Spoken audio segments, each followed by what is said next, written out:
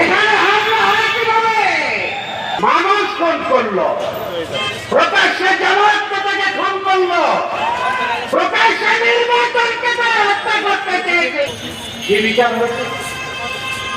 এখন তো দরকার ছিল প্রশাসনের আয়োজনে এই নির্বাচনী সমাবেশে, ইশতেহার করার সমাবেশে ইলেকশন কমিশন নাসির সাহেব, আপনার আইনে তো আছে যে প্রার্থীতা পর্যন্ত বাতিল করা হবে।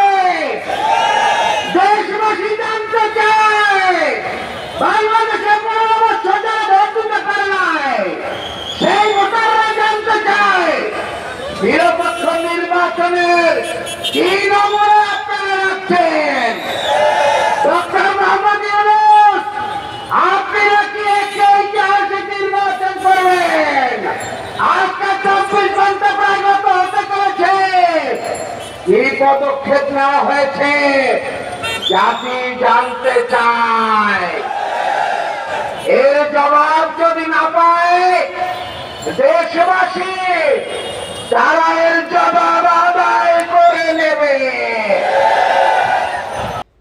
ঝিনাইগাতীতে হামলা ও হত্যাকাণ্ডের প্রতিবাদে জামায়াতের বিক্ষোভ মিছিল। শেরপুর 3 আসনের ঝিনাইগাতী উপজেলায় বিএনপির সন্ত্রাসী হামলা ও জামায়াতের ইসলামীর নেতাকর্মীদের উপর নির্যাতনের প্রতিবাদে বিক্ষোভ মিছিল করেছে বাংলাদেশ জামায়াতে ইসলামী। একই সঙ্গে শ্রীবর্দী উপজেলা শহীদ ও রেজাউল করিমের হত্যাকাণ্ডের ঘটনায় জড়িতদের গ্রেপ্তার ও দ্রুত বিচারের দাবি জানানো হয়। মিছিল শেষে সংক্ষিপ্ত সমাবেশ বক্তারা অভিযোগ করেন রাজনৈতিক উদ্দেশ্য পরিকল্পিতভাবে হামলা ও হত্যাকাণ্ড সংগঠিত হয়েছে। তারা অবিলম্বে দোষীদের আইনের আওতায় এনে দৃষ্টান্তমূলক শাস্তি নিশ্চিত করার আহ্বান জানান।